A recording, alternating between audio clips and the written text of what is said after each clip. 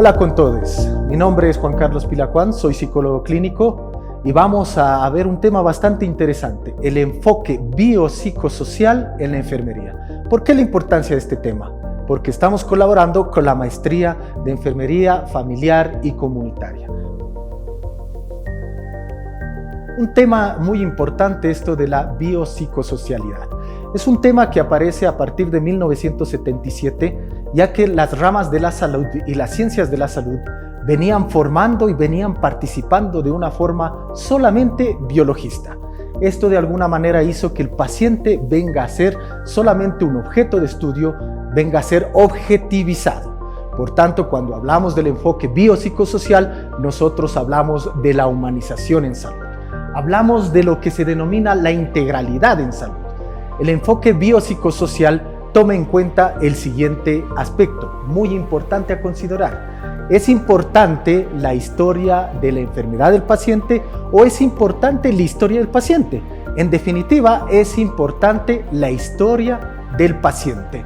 Detrás de un paciente hay una vida, hay una narración biográfica, hay una proveniencia, hay un sentido de pertenencia y por tanto hay una cultura. De ahí que es necesario que nosotros profundicemos en el enfoque biopsicosocial en enfermería. Para profundizar este tema creo que es importante partir de tres ejemplos importantes. El primer tema importante que nosotros vamos a ver en esta mañana es el paciente geriátrico.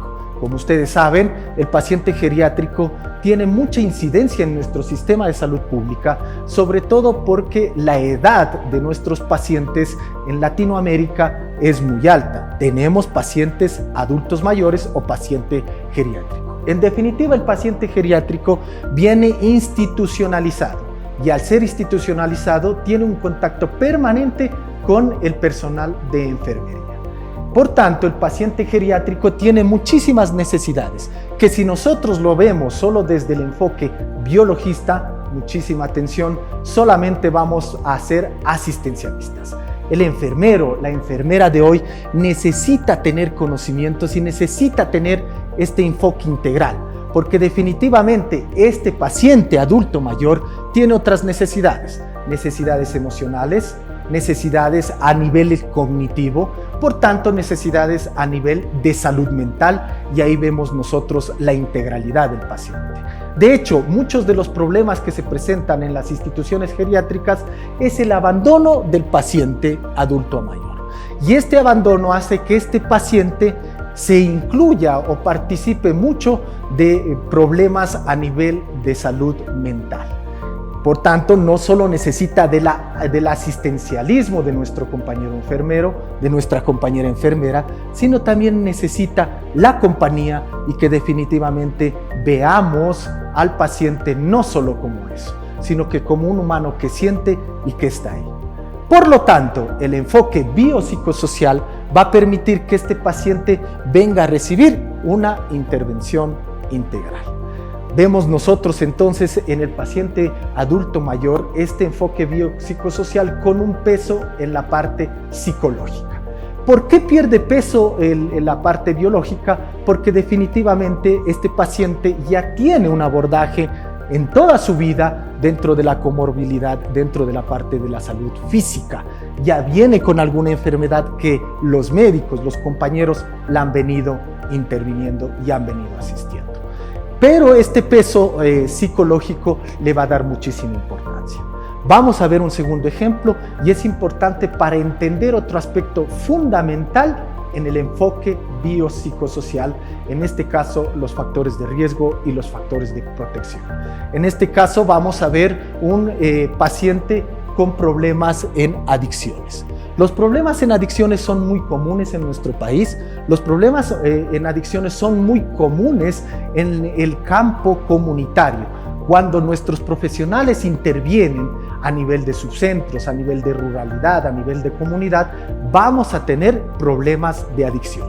En este caso, nosotros podemos ver que el paciente con adicción está dentro de la sociedad. Es la sociedad quien lo enferma y es la sociedad quien tiene que curarle. Por tanto, nuestros profesionales van a ser capacitados en este enfoque de tal manera que estén en capacidad de ver los siguientes factores: los factores de riesgo y los factores de protección. Los factores de protección son este conjunto de causas, este conjunto de circunstancias que se dan a nivel social y que pueden proteger a este joven, a este adolescente o a este adulto a que no vuelva a consumir. Por ejemplo, tenemos los siguientes factores de protección. La familia puede ser un factor de protección. Por otro lado, tenemos la educación, puede ser un factor de protección. Y por otro lado, tenemos la política pública que se está gestionando alrededor del manejo de adicciones. Estos pueden ser factores de protección definitivamente y pueden provocar que este paciente pase de un consumo nocivo a un consumo problemático y al final a un consumo que no sea nocivo para su salud. Luego tenemos los factores de riesgo. Lastimosamente aquí es donde más tenemos que intervenir, porque definitivamente nuestros profesionales, nuestros maestrantes deben ser expertos en promoción y prevención de la salud. De ahí que debemos de trabajar en estos factores de riesgo. Entre los factores de riesgo que más nosotros vemos en nuestro país tenemos la deserción escolar. De hecho, tenemos 500,000 jóvenes en nuestro país entre una edad de 17 a 24 años que no están escolarizados. Y al no estar escolarizados se vuelve un factor de riesgo. Entre muchos de los factores de riesgo, familias disfuncionales que definitivamente pueden provocar que este chico busque alguna estrategia y una de estas estrategias puede ser el consumo. Vamos a ver un tercer paciente para ver una parte importantísima del enfoque biopsicosocial. En este caso tenemos en cuenta un paciente de proveniencia de una etnia indígena, en este caso de la etnia Agua. El paciente que proviene de la etnia Agua tiene otra forma de ver la salud, otra forma de ver la realidad en cuanto a las patologías que pueda presentar. Por lo tanto, nuestros profesionales, nuestros maestrantes, tienen que estar en la capacidad de ver las cosas desde el enfoque biopsicosocial, en este caso la parte social que genera interculturalidad. Por lo tanto, tenemos que recordar que nuestro modelo de atención integral en salud nos obliga a nosotros a mirar esta parte intercultural en el paciente. Otro idioma, otra proveniencia, otras costumbres, otra cosmovisión y otra forma de ver la vida. ¿Qué pasa si uno de nuestros pacientes llega a un hospital de segundo nivel y nuestros profesionales no tienen esta visión? Vamos a tratar de imponer una forma de hacer y una forma de ser. Por lo tanto, la primera barrera que nosotros tenemos que vencer es esta forma de ver las cosas que genera una barrera intercultural. Y por lo tanto, debemos intervenir con el paciente tomando en cuenta su proveniencia. En este caso entra muy en juego los comités de éticas asistenciales que van a verificar que no se dé un conflicto ético. Muchos de estos pacientes, hablamos de los pacientes Agua, determinan su proveniencia y muchas veces no tienen el conocimiento adecuado para entender la enfermedad. De hecho, para ellos la muerte es el fin de la enfermedad. Y por lo tanto, el paciente Agua muchas veces va a pedir regresar al territorio. Y esto va a hacer que de alguna manera el paciente exija muchas cosas que se salen de nuestra manera de ver. De ahí que es importante que nosotros tengamos siempre en cuenta este enfoque biopsicosocial. Para ir terminando, este enfoque biopsicosocial siempre va a ser circular. Lo biológico tiene que ver con lo psicológico tiene que ver con lo social, y este es un proceso circular que siempre va a estar girando en este enfoque biopsicosocial, que es importante que nosotros lo tengamos presentes.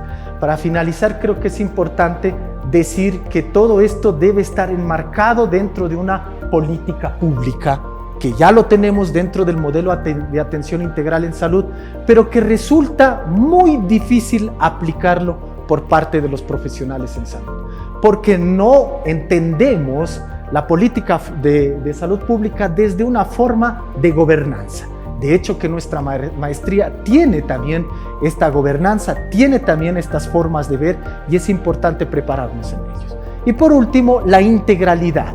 La enfermería familiar y comunitaria busca intervenir justamente en este contexto donde el enfermero tiene que ser activo, donde nuestro maestrante tiene que estar en el trabajo, compartir directamente con las personas con las cuales está interviniendo, con el niño, con el adulto. En todos los grupos etarios es importante que intervengamos.